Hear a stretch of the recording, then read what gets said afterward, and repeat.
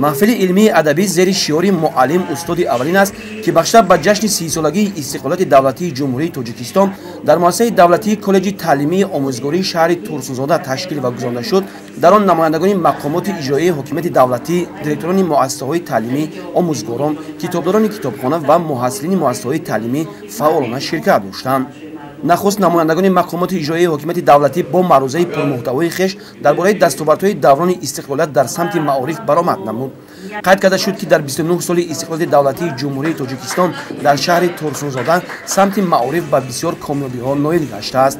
از جمله ساخته با استفاده دادن مؤسسه‌های تعلیمی نو و زمانوی، صنفخانه‌های علاوگی، میدانچه‌های ورزشی نزد مؤسسه‌های تعلیمی، اشتراک محصلین مؤسسه‌های تعلیمی در المپیادهای داخلی و بیرون از جمهوری، سال تا سال شماره زیاد گشتن دانشجویان به مؤسسه‌های عالی کسبی جمهوری تاجیکستان میباشد.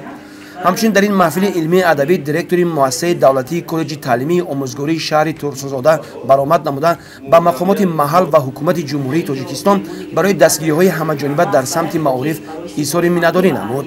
ماموریت مؤسسه دولتی کالج تعلیمی آموزگاری شهر تورسونزاده همه‌جانبه بهره تیار نمودن متخصصان میانه، همچنین بلند برداشتن صفت تعلیم و تربیت شاگردان صاحب معرفت و تندرست و با استعداد سعی و کوشش بیشتر نموده یک قطار کارها را در آینده به نقشه گرفته است. در چاره‌بینی از طرف مقامات اجرایی حکومت دولتی شعبه معارف به سابقه‌داران و به آموزگاران جوان افتخارنامه و تحفه‌های خاطروی سپرده شد. همچنین به یک نفر دانشجوی این مؤسسه که با خواهش خود به صف قواهای مسلح جمهوری تاجیکستان سفربر گردیده است از جانب مأموریت و کمیسریت حربی سپاسنامه تقدیم کرده شد.